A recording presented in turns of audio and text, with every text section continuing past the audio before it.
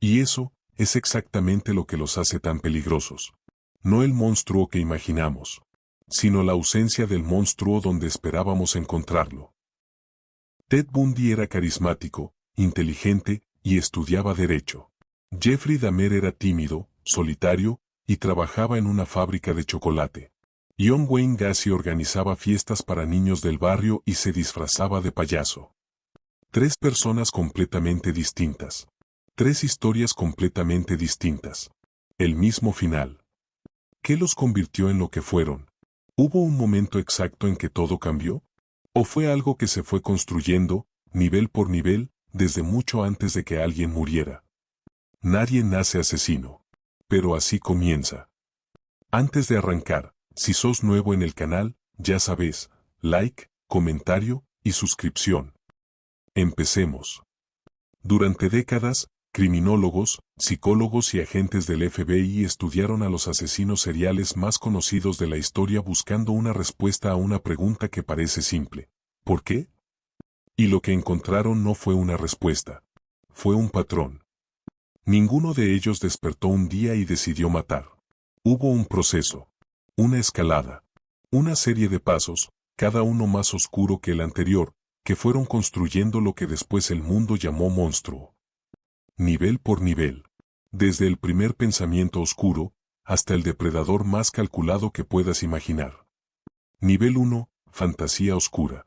Y acá necesito que presten atención, porque este es el nivel más difícil de entender. Y el más importante. Todos los seres humanos tenemos pensamientos que nunca diríamos en voz alta. Pensamientos de enojo, de venganza, de violencia incluso. Eso es normal. La psicología lo tiene estudiado. El cerebro humano genera pensamientos involuntarios todo el tiempo, y muchos de ellos son oscuros. Lo que nos define no es que los tengamos. Es lo que hacemos con ellos. En la mayoría de las personas, un pensamiento violento aparece, genera incomodidad y desaparece. El cerebro lo procesa como una señal de alarma y lo descarta. En el perfil que hoy estudiamos, algo funciona diferente. El pensamiento no desaparece, se queda, y empieza a crecer. Los psicólogos llaman a esto, fantasía homicida recurrente. Y en casi todos los casos documentados de asesinos seriales, esta fue la primera etapa. Dennis Rader, conocido como BTK, describió en sus propias palabras durante el juicio que desde los 9 o 10 años tenía fantasías que no podía controlar. Fantasías que con el tiempo se volvieron más detalladas, más específicas, más elaboradas. ¿Qué hace la persona en esta etapa? Todavía nada. Nada visible. Ningún crimen. Ninguna víctima. Desde afuera, parece un chico normal que va a la escuela, tiene amigos, quizás es buen estudiante. Pero adentro, se está construyendo algo. Los investigadores del FBI que entrevistaron a más de 30 asesinos seriales en los años 80 encontraron que el 86% reportó tener fantasías violentas recurrentes antes de su primer crimen. Y que esas fantasías tenían una característica particular: con el tiempo, ya no generaban miedo. Generaban placer. Ese es el momento clave. El momento en que el cerebro deja de rechazar la fantasía y empieza a buscarla. Y cuando eso pasa, el nivel 1 ya no es el último. Es el primero. Pero todavía no hay acción. Todavía todo está adentro. El siguiente nivel es cuando algo empieza a salir hacia afuera. Y casi siempre, empieza con algo que parece mucho menos grave de lo que es. Nivel 2. Crueldad animal o la primera prueba de que algo está roto. Hay un concepto en psicología forense que se llama la tríada McDonald. Fue propuesto por el psiquiatra John McDonald en 1963 y durante décadas fue uno de los indicadores más estudiados de comportamiento violento futuro. Los tres elementos son: hacerse encima en la cama más allá de la edad típica, piromanía y crueldad con animales. Hoy los investigadores saben que la tríada no funciona como una fórmula exacta. No todos los que presentan estos comportamientos se convierten en asesinos, ni todos los asesinos pasaron por todos ellos.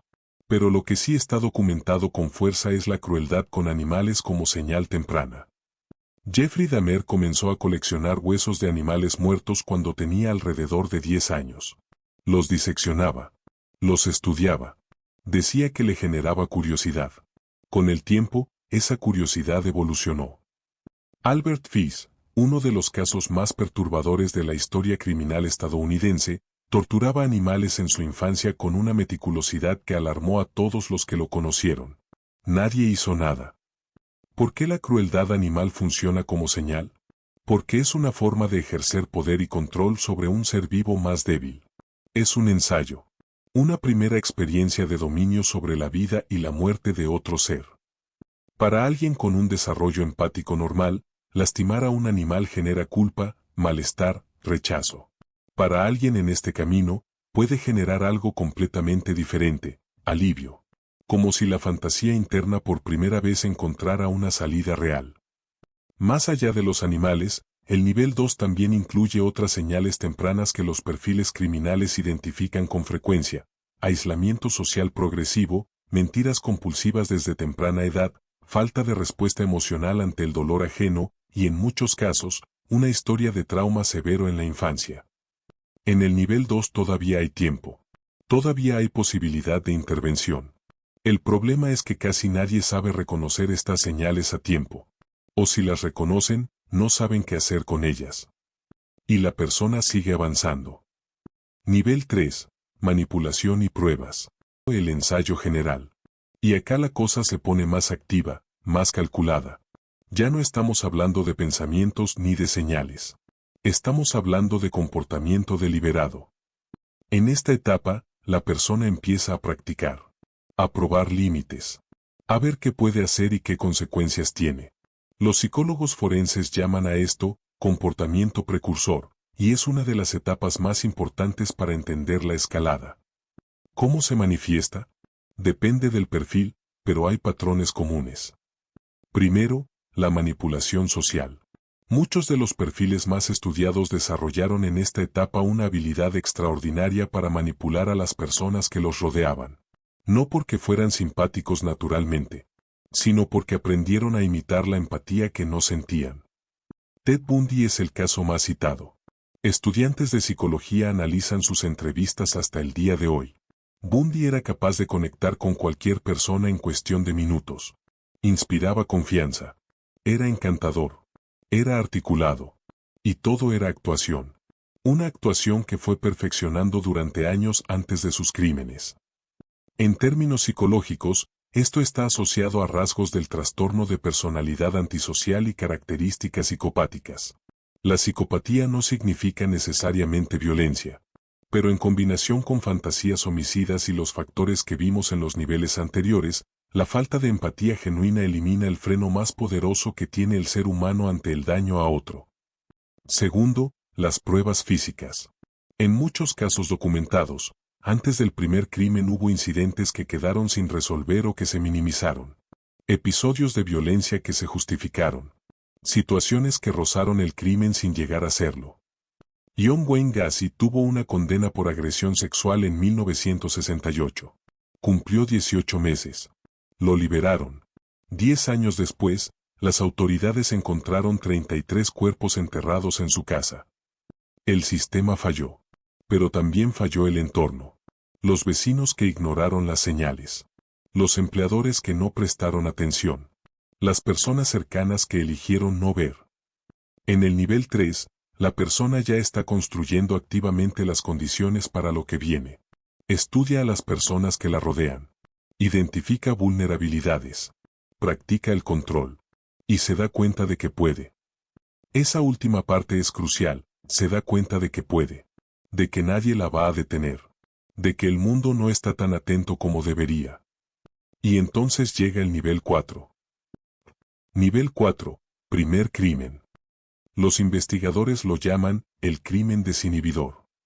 Y tiene una característica que muchas personas no esperan: en la mayoría de los casos, no fue planeado con la misma precisión que los crímenes posteriores. El primer crimen suele ser más caótico, más emocional, más impulsivo.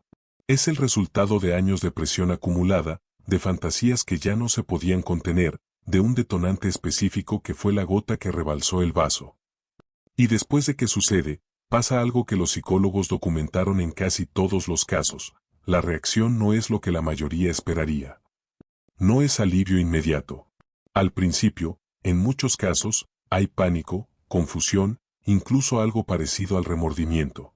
Pero con el tiempo, ese sentimiento cambia. Y lo que queda es algo diferente. Lo que queda es la confirmación de que la fantasía era real. Ed Kemper, conocido como el Coed Killer, era tan inteligente que después de ser liberado de una institución psiquiátrica juvenil consiguió trabajo como asistente del Departamento de Prisiones de California. Conocía personalmente a los investigadores que después lo buscarían. Y cuando finalmente cometió sus crímenes, se entregó él mismo. Llamó a la policía y esperó.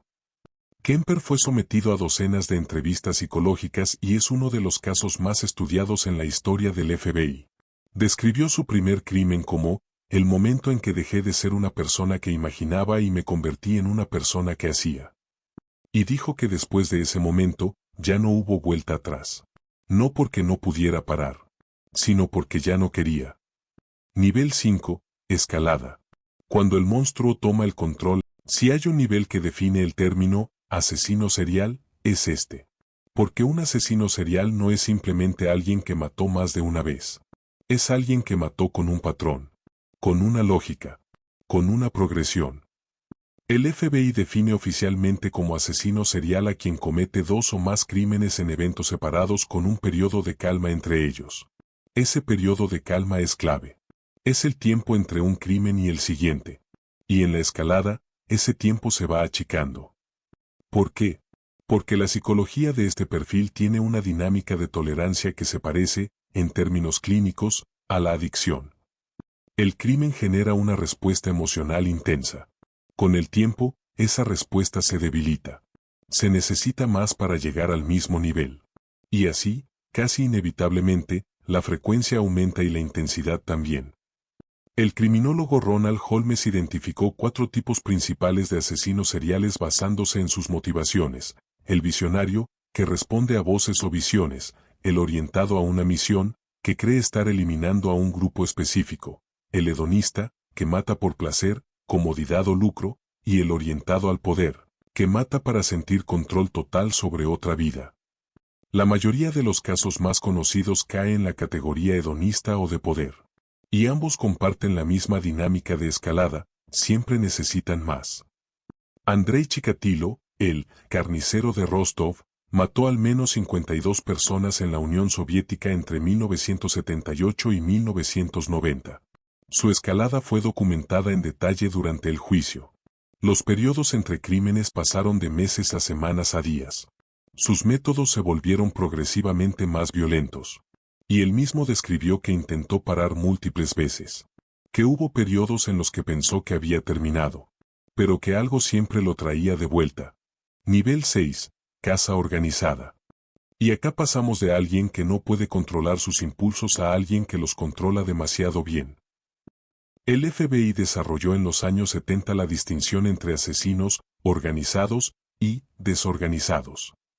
El asesino desorganizado actúa por impulso, deja evidencia, no planifica. El organizado hace exactamente lo contrario, planifica cada detalle, elige a sus víctimas con criterio, controla la escena del crimen y en muchos casos trabaja activamente para evadir la investigación. ¿Cómo funciona la caza organizada? Primero, la selección de víctimas. No es al azar. Hay un tipo específico, un patrón que el perfil repite porque encaja con su fantasía. Ted Bundy buscaba mujeres jóvenes con cabello largo partido al medio porque se parecían a alguien de su pasado. Gary Ridgway, el Green River Killer, elegía a mujeres en situación de vulnerabilidad social porque calculó correctamente que serían reportadas como desaparecidas con menos urgencia. Segundo, el acercamiento. El asesino organizado tiene un método de contacto. Bundy usaba una férula falsa en el brazo para parecer vulnerable y pedir ayuda. John Wayne Gacy contrataba a jóvenes para trabajar en su empresa de construcción. La mayoría de los métodos tienen algo en común, generan confianza. La víctima no siente que está en peligro hasta que ya es demasiado tarde. Tercero, el control de la escena y la evidencia. En este nivel, la persona ya tiene experiencia. Ya cometió crímenes. Ya sabe qué errores no cometer. Muchos de los casos más difíciles de resolver para el FBI tenían este perfil porque el delincuente conocía los procedimientos forenses, en algunos casos mejor que los propios investigadores de la época, y los usaba en su contra. Y entonces llegamos al último nivel. El más oscuro. El más calculado. El que los propios investigadores del FBI describen como el perfil más difícil de atrapar que existe. Nivel 7. Depredador estratégico. El que convirtió el horror en sistema. No todos los asesinos seriales llegan acá. Muchos son atrapados antes. Muchos tienen episodios de descontrol que los delatan. Muchos no tienen la capacidad psicológica de sostener lo que este nivel requiere. El depredador estratégico es diferente. En este nivel, el crimen no es un impulso que se desborda. Es una operación. Fría. Calculada. Sostenida en el tiempo. Los investigadores del FBI que trabajaron en los casos más complejos de la historia describen a estos perfiles con una palabra que resulta perturbadora. Son pacientes. Pueden esperar. Pueden planificar durante meses. Pueden abortar una operación si algo no sale como esperaban y retomar después. Tienen la capacidad de subordinar completamente el impulso a la estrategia. ¿Cómo llegaron acá? Todo lo que vimos en los niveles anteriores. Las fantasías que construyeron su mundo interno durante años. La experiencia que adquirieron en los crímenes anteriores. El aprendizaje sobre cómo evadir la detección. La práctica de mantener una fachada social impecable. El nivel 7 no es el punto de partida. Es el punto de llegada de un proceso largo. El caso de Samuel Little es uno de los más escalofriantes para entender este nivel. Fue reconocido por el FBI en 2019 como el asesino serial más prolífico de la historia de Estados Unidos, con al menos 60 víctimas confirmadas entre 1970 y 2005. 35 años. 60 víctimas. Una sola detención formal, y por cargos menores, hasta que finalmente fue atrapado en 2012. ¿Cómo lo logró? Eligió víctimas que el sistema tenía menos incentivos de buscar. Mujeres marginadas, en situación de calle, con consumo de sustancias. Sabía que muchas de sus muertes serían clasificadas erróneamente, que las investigaciones serían menores, que la probabilidad de que alguien conectara los casos entre distintos estados era baja. No era genio. Era estratégico. Y eso es exactamente lo que define el nivel 7, la capacidad de leer el sistema y usarlo en su contra. Hay algo que los perfiladores del FBI repiten en sus memorias y entrevistas que creo que vale la pena decir acá. Robert Ressler, uno de los creadores del programa de perfilación criminal del FBI, dijo que la cosa más perturbadora que descubrió después de décadas de entrevistar a estos perfiles no fue su violencia. Fue su normalidad. Sentarse frente a ellos y encontrar a alguien que mira a los ojos, que hace chistes, que pregunta por tu familia. Alguien que en otro contexto pasaría completamente desapercibido. Y eso, dijo Ressler, es exactamente lo que los hace tan peligrosos. No el monstruo que imaginamos, sino la ausencia del monstruo donde esperábamos encontrarlo. El nivel 7 no tiene cara de monstruo. Tiene cara de vecino. 7 niveles. Desde el primer pensamiento oscuro que alguien elige alimentar en lugar de rechazar, hasta el depredador más calculado que el sistema de justicia puede enfrentar. ¿Qué tema querés que exploremos en el próximo 7 niveles de? Déjalo en los comentarios. Leemos todo. Nos vemos en el próximo nivel.